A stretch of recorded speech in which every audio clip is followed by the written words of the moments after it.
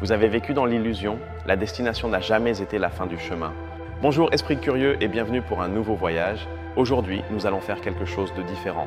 Nous allons prendre une idée que tout le monde pense connaître et la plonger dans une descente à travers 5 niveaux de compréhension, chacun plus profond et plus révélateur que le précédent.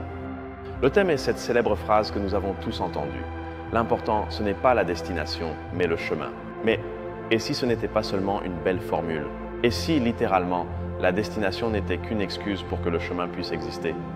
J'ai décidé de vous emmener dans ce voyage profond parce que cette idée, bien comprise, n'est pas juste une philosophie pour un jour de pluie. C'est un outil capable de transformer la façon dont nous gérons la frustration, la motivation et même le bonheur. Alors préparez-vous, car je vous promets une chose, à la fin de cette descente, non seulement vous verrez vos objectifs d'une manière complètement nouvelle, il est très probable que vous verrez votre propre vie avec un regard neuf. Commençons au niveau 1, la surface du connu. Ici, nous abordons l'interprétation la plus célèbre et la plus directe du sujet, le simple conseil de profiter du processus. En substance, cela signifie trouver de la satisfaction dans les actions du quotidien, dans l'effort et l'apprentissage, et ne pas placer toutes nos attentes de bonheur au moment où nous franchirons la ligne d'arrivée. Sur cette même surface flotte également une autre idée très populaire, la culture de la performance. Ce besoin presque compulsif d'accumuler des objectifs atteints, de cocher des cases sur une liste. Cette approche nous affecte directement, nous faisant vivre dans un constant mode d'attente. Nous repoussons notre sérénité et notre joie à quand j'aurai ma promotion, quand j'aurai mon diplôme, quand j'achèterai ma maison. Toujours pour un quand qui se situe dans le futur. Un exemple que nous avons sûrement tous vécu est la planification de vacances. Souvent, l'excitation, l'anticipation et la joie de rechercher des destinations et de rêver au voyage sont même plus intenses que l'expérience du voyage elle-même qui peut parfois s'accompagner de ses propres moments de stress. Et ici, nous découvrons un troisième fait fondamental que nous connaissons tous par expérience. Le bonheur que nous ressentons en atteignant un objectif important est étonnamment bref. C'est un éclair d'euphorie qui s'estompe très rapidement. Ce sentiment s'inscrit dans un contexte évolutif très profond. Pensez-y, nos ancêtres chasseurs-cueilleurs n'avaient pas de destination finale dans leur vie. Leur existence était un processus continu de survie. Imaginez un chasseur préhistorique. Son objectif n'était pas simplement la viande du mammouth. C'était le processus complet. Apprendre à lire les traces, collaborer avec sa tribu, fabriquer les outils.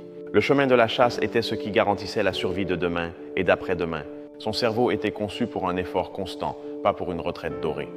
Ainsi, profiter du processus, la culture de la performance, le bonheur fugace, tout cela est ce que nous voyons en surface. C'est la pointe de l'iceberg. Mais si c'est ce que nous voyons en surface, quel mécanisme secret l'anime en profondeur? Bienvenue au niveau 2, les mécanismes cachés. Et voici la première grande révélation. Elle est liée à une substance présente dans notre cerveau, la dopamine. Pendant des années, on nous a dit que c'était la molécule du bonheur, mais ce n'est pas tout à fait exact. Des recherches plus récentes, notamment en neurosciences, nous montrent qu'il s'agit plutôt de la molécule de la motivation.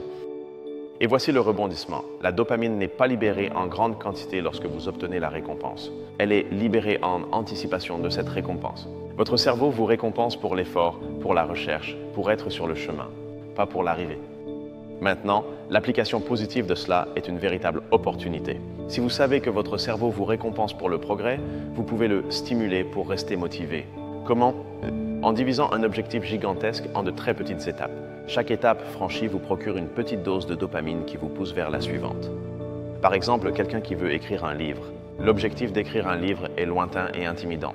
Mais l'objectif d'écrire une page aujourd'hui est réalisable. En y parvenant, le cerveau lui procure une récompense qui le motive à recommencer le lendemain. Il construit le chemin et l'apprécie. Mais bien sûr, il y a aussi un risque. Ce même mécanisme est celui qui exploite les addictions. Les réseaux sociaux, les machines à sous, les jeux vidéo sont conçus pour vous maintenir dans une boucle d'anticipation constante, accrochée à la recherche de la prochaine récompense qui pourrait ne jamais arriver. L'exemple parfait est le défilement infini sur votre téléphone.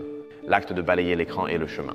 L'anticipation de ce que vous pourriez trouver dans la prochaine publication est ce qui libère la dopamine et vous maintient piégé, même si le contenu en soi n'est pas si gratifiant. Maintenant, parlons d'un processus régi par une règle invisible de notre psychologie. On l'appelle l'adaptation hédonique, mais pour que nous nous comprenions bien, appelons-la le tapis roulant du plaisir. Cette règle invisible stipule que, quelle que soit la qualité d'une expérience, votre niveau général de bonheur tend à revenir à son point de départ. C'est comme un thermostat. On vous donne une belle augmentation de salaire, vous ressentez de l'euphorie, mais après quelques mois, vous vous habituez à ce nouveau niveau et votre bonheur retrouve son état précédent. Pensez à la dernière fois que vous avez acheté un nouveau téléphone. La première semaine était excitante, n'est-ce pas? Chaque nouvelle fonctionnalité était une découverte. 6 mois plus tard, ce n'est plus que votre téléphone. Votre niveau de plaisir s'est complètement adapté. Il y a une autre structure interne clé dans la façon dont nous percevons le chemin. Notre cerveau possède ce que le prix Nobel Daniel Kahneman appelle un « moi qui expérimente » et un « moi qui se souvient ». Et ce « moi qui se souvient » est sujet à un biais cognitif, une erreur de jugement, connue sous le nom de règle du pic final. Cela signifie que lorsque nous nous remémorons une expérience passée, nous ne jugeons pas la moyenne de l'expérience dans son ensemble. Nous nous souvenons et ne jugeons que 2 choses, le moment le plus intense, le pic, et la fin. Pensez-y un instant. Notre cerveau n'est pas un enregistreur vidéo parfait. C'est plutôt un monteur paresseux qui ne conserve que les moments les plus dramatiques et la scène finale. Et avec cela, il construit le film de nos souvenirs. La stratégie pour contrer cela activement est géniale. Si vous voulez que le souvenir d'un chemin long et difficile soit positif, vous devez concevoir intentionnellement des pics positifs. Petite célébration, jalon important, et vous assurer que la phase finale de chaque étape soit satisfaisante et mémorable. Ainsi, la prochaine fois que vous terminez un projet et que vous sentez que ce n'était qu'un long et fastidieux effort, posez-vous cette question. Me suis-je arrêté pour célébrer les petits pics de progrès? Comment ai-je conçu la fin de l'expérience? Réfléchissons à la façon dont une ancienne coutume a façonné cette idée. Les pèlerinages, comme le chemin de Saint-Jacques de Compostelle. La destination, la cathédrale, était l'aimant qui lançait le voyage. Mais la véritable transformation spirituelle et personnelle n'avait pas lieu à l'arrivée. Elle se produisait dans la boue du chemin, dans les conversations avec des étrangers, dans la douleur des pieds. La morale pratique pour nous aujourd'hui est que, depuis des siècles, l'humanité sait intuitivement que la croissance n'est pas une destination à atteindre, mais un processus à traverser. Basé sur tout ce que nous avons vu jusqu'à présent, nous pouvons en tirer une déduction clé pour la vie réelle. Nous devons cesser de lier notre identité au résultat et commencer à la lier à nos processus. Cela peut être présenté comme une règle générale applicable. Ne soyez pas la personne qui veut avoir un corps en forme. Soyez la personne qui ne saute pas ses entraînements. Ne soyez pas quelqu'un qui veut écrire un roman. Soyez un écrivain et les écrivains écrivent. Dans la vie réelle, cela signifie que notre priorité devrait être de construire de bons systèmes et habitudes, pas seulement de poursuivre des objectifs. Un bon système d'exercice vous mènera à avoir un corps en forme. Un bon système d'écriture vous mènera à terminer ce roman. Le système est le chemin. Comprendre ces mécanismes, c'est comme recevoir un manuel d'utilisation mis à jour pour notre propre cerveau. Soudain, nous commençons à voir les leviers cachés qui activent notre motivation et notre satisfaction. Mais si vous pensiez que nous avions déjà tout compris, préparez-vous, car ici l'histoire vire au véritable chaos. Bienvenue au niveau 3, le chaos de la réalité. Et la première grande controverse est que cette idée d'aimer le chemin est souvent perçue comme une bataille entre 2 archétypes, les rêveurs et les pragmatiques. D'un côté, certains affirment que se concentrer uniquement sur le chemin vous rend complaisant, médiocre et sans ambition. De l'autre, ceux qui soutiennent que se concentrer uniquement sur la destination est une recette pour le stress chronique, l'anxiété et un profond sentiment de vide une fois arrivé. Ce qui est ça fondamentalement en jeu ici est un conflit entre 2 valeurs humaines très profondes, la plénitude et l'accomplissement. Que préférons-nous? Une vie de satisfaction au présent ou une vie avec une liste impressionnante de réussites à se remémorer? Maintenant, nous allons remettre en question une croyance populaire que presque tous tenons pour acquise. L'idée qu'avoir des objectifs ambitieux et clairs est, sans équivoque, une bonne chose. Et avec cela, nous démystifions un mythe très répandu que les psychologues appellent la fallacie de l'arrivée. C'est la croyance selon laquelle, une fois que vous aurez atteint un objectif important, vous entrerez dans un état de bonheur permanent. C'est l'un des plus grands mensonges que nous nous racontons. La raison psychologique pour laquelle nous aimons croire à ce mythe est qu'il nous offre une illusion de contrôle dans un monde imprévisible. Il nous donne une formule simple, si je fais le sacrifice X, j'obtiendrai le bonheur Y. C'est une promesse très séduisante. Et cela nous mène à un paradoxe incroyablement délicat. Et vous avez besoin d'un objectif clair et stimulant pour faire le premier pas et commencer le chemin. Mais pour pouvoir apprécier et survivre à ce même chemin, vous devez apprendre à ne pas vous obséder avec cet objectif. Cela nous laisse face à un dilemme philosophique sans solution facile. Comment pouvez-vous garder une destination en ligne de mire sans que l'anxiété d'y arriver ne vous empêche d'apprécier le paysage du voyage que vous entreprenez à l'instant même? Adoptons maintenant un point de vue plus critique. Ne serait-il pas que toute cette philosophie de profiter du voyage est en réalité un luxe? C'est une idée beaucoup plus facile à adopter lorsque vos besoins fondamentaux sont couverts. Et ici intervient une objection sociale importante. Pour une personne qui a 3 emplois juste pour pouvoir payer son loyer, le chemin est une routine épuisante. La destination, qui est la survie au quotidien, est tout. Dire à cette personne de profiter du processus peut sembler au minimum déconnecté de sa réalité. Et il y a une autre controverse, le rôle de la société. Pensez-y bien, tout notre système éducatif et économique est construit sur des objectifs, non sur des chemins. Notes, diplômes, promotions, objectifs de vente trimestriels. Nous sommes programmés dès l'enfance pour la destination finale. Si nous analysons cela à travers le temps, nous observons un changement radical. Il y a à peine quelques générations, le chemin de la plupart des gens était plus ou moins défini par leur famille et leur lieu de naissance. Aujourd'hui, nous avons une liberté quasi infinie de choisir notre chemin, ce qui, ironiquement, crée une pression énorme pour choisir le bon. Tout ce conflit est lié à l'une des vérités les plus profondes de la condition humaine, notre conscience d'être fini, de ce que notre temps est limité. Et cela génère pour nous, en tant qu'espèce, un problème fondamental, l'anxiété d'être sur le mauvais chemin. La peur de gâcher notre unique vie dans un voyage qui n'en valait pas la peine. Cette crainte peut nous paralyser ou, pire encore, nous faire courir si vite vers un objectif que nous ne vivons plus du tout. Comme vous pouvez le voir, nous ne parlons plus d'une simple phrase de motivation. Nous sommes au cœur d'un dilemme complexe, personnel et social, au centre même de la vie moderne. Vous avez survécu au chaos. Il est maintenant temps de voir les détails qui séparent les curieux des véritables connaisseurs. Niveau 4, connaissance experte. Nous allons dépoussiérer un concept des philosophes stoïciens, vieux de plus de 2000 ans. Ils distinguaient entre le skopos et le télos. Le skopos est l'objectif externe, la cible. Le télos est l'objectif interne, le but final. Imaginez une archère stoïcienne. Son skopos est d'atteindre le centre de la cible. Mais son véritable télos, son objectif le plus profond, est de tirer la flèche avec une technique parfaite, avec la plus grande concentration et vertu. Pourquoi ?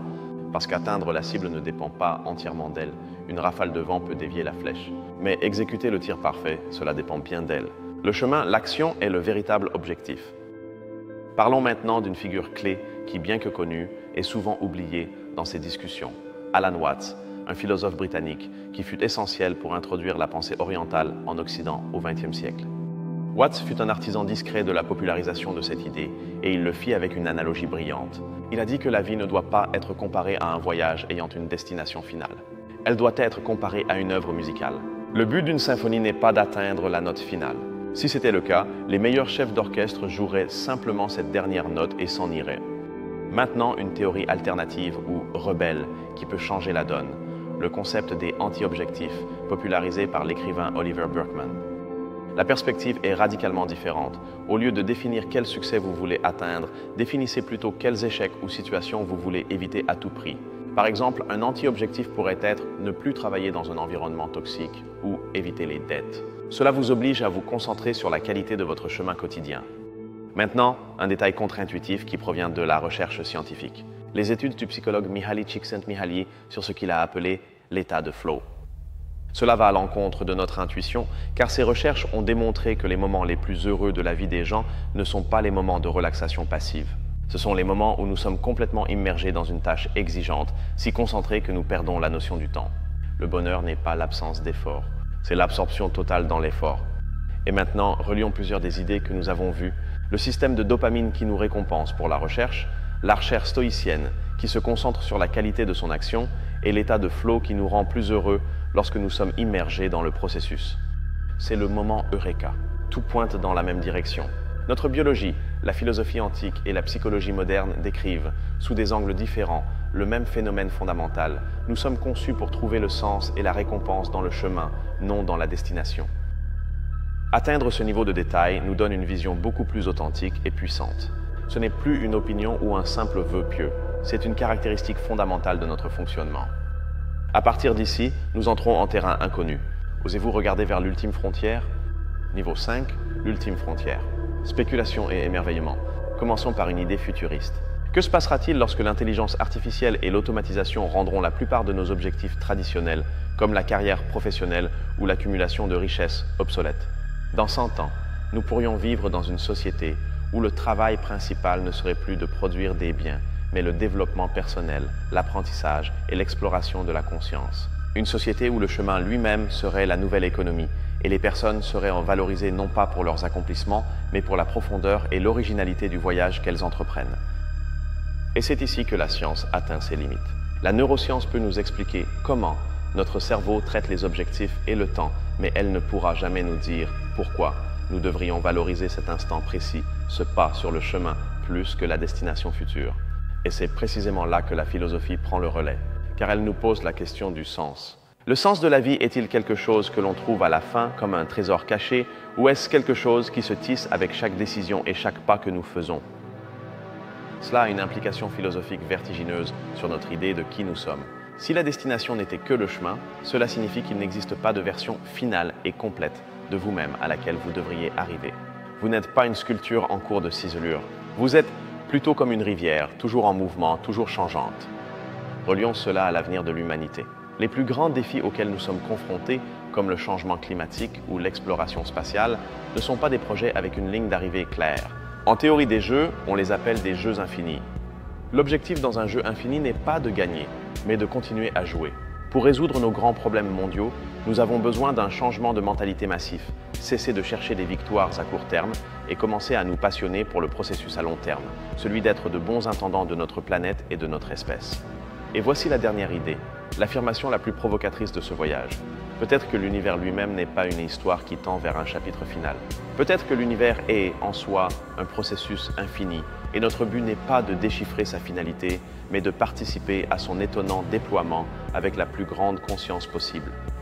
Cette idée donne à notre petite et finie existence le sentiment de faire partie de quelque chose d'immense, d'une danse cosmique qui n'a ni commencement ni fin. Et sur cette pensée, notre descente à travers les 5 niveaux s'achève. Respirez profondément. Et maintenant, regardez en arrière et contemplez le panorama complet du chemin que nous venons de parcourir ensemble. Vous vous souvenez qu'au début de la vidéo, nous avons commencé en surface avec cette idée si simple et familière de profiter du processus. Une phrase agréable, presque un cliché, quelque chose que vous pourriez trouver imprimé sur une tasse de café. Et maintenant, regardez où nous avons abouti, contemplant la possibilité que notre cerveau soit biologiquement conçu pour l'anticipation, que la philosophie antique nous enseignait déjà à valoriser l'action par rapport aux résultats et que le but de l'univers entier pourrait être le voyage en soi. Nous sommes passés d'un conseil de développement personnel à une profonde réflexion sur la nature de la réalité et notre place en elle. C'est, mes amis, l'incroyable transformation que nous offre la connaissance approfondie. Quelle idée de tout ce voyage vous a le plus marqué? Quelle est la pensée qui est restée en résonance dans votre esprit? Du fond du cœur, je vous remercie d'avoir investi votre temps et surtout votre curiosité dans cette descente. Cela me fascinerait de lire vos propres réflexions dans les commentaires. Un sujet comme celui-ci devient plus riche et plus profond avec chaque nouvel esprit qui le contemple. Si ces explorations des grandes questions vous passionnent, abonnez-vous pour que l'on se retrouve dans la prochaine aventure. Et si vous pensez que cette vidéo pourrait changer la perspective de quelqu'un que vous connaissez, n'hésitez pas à la partager. Continuez à questionner, continuez à explorer et ne cessez jamais de vous émerveiller. Car au final, il se pourrait que la réponse n'ait jamais été la destination.